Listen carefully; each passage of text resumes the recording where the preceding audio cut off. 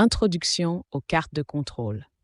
Les cartes de contrôle sont des outils essentiels en gestion de la qualité, permettant aux entreprises d'évaluer et de maintenir la stabilité de leur processus de production.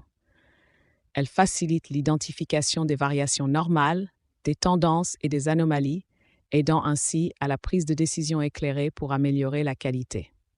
Cet article présente les types de cartes de contrôle, leurs limites, signaux d'alarme et propose des exercices pratiques pour une meilleure compréhension des concepts. Introduction aux cartes de contrôle.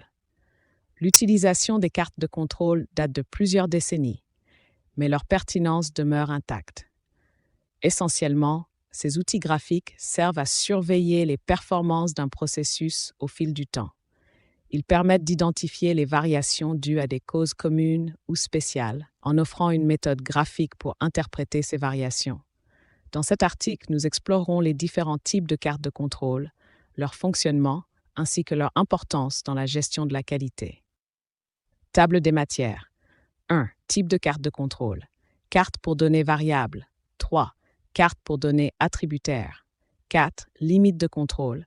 5. Importance des limites de contrôle. 6. Interprétation des tendances. 7. Signaux d'alarme 8. Causes communes et spéciales.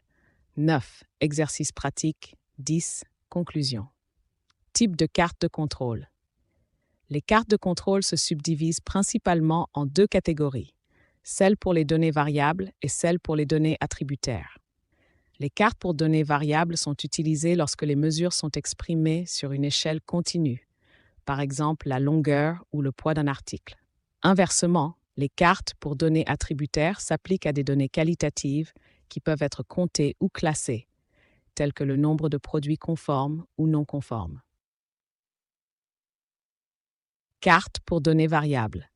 Dans le cas des données variables, deux cartes essentielles sont la carte X-bar et la carte R.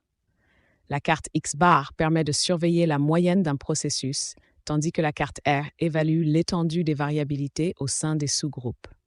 Par ailleurs, la carte S est également utile pour surveiller l'écart-type au sein de sous-groupes, donnant ainsi une analyse plus détaillée de la variabilité du processus. Carte pour données attributaires. Pour les données attributaires, différentes cartes, comme la carte P, la carte NP, la carte C et la carte U, sont utilisées. La carte P permet de surveiller la proportion de produits non conformes dans un échantillon, tandis que la carte NP suit le nombre total de non-conformités. La carte C surveille quant à elle le nombre de défauts par unité, alors que la carte U est utilisée pour les échantillons de taille variable, en évaluant la moyenne des défauts par unité d'échantillon. Limites de contrôle. Les limites de contrôle sont des seuils stratégiquement calculés qui aident à différencier les variations normales des variations anormales. Elles sont généralement calculées comme suit. La limite supérieure de contrôle, UCL, est égale à la moyenne plus 3 écarts-types et la limite inférieure de contrôle, LCL, est égale à la moyenne moins 3 écarts-types. Ces limites aident à maintenir le processus sous contrôle. Importance des limites de contrôle.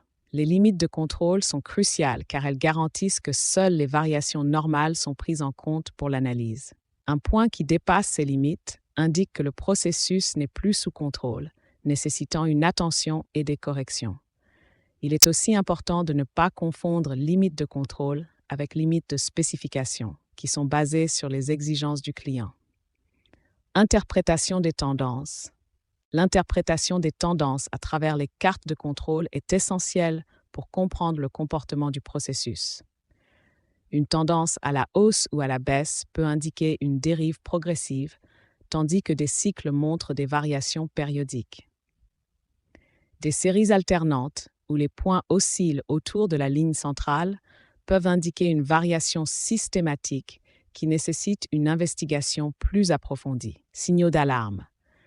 Les signaux d'alarme tels que les points situés hors des limites de contrôle ou plusieurs points consécutifs dans une zone donnée peuvent indiquer une instabilité ou une dérive du processus.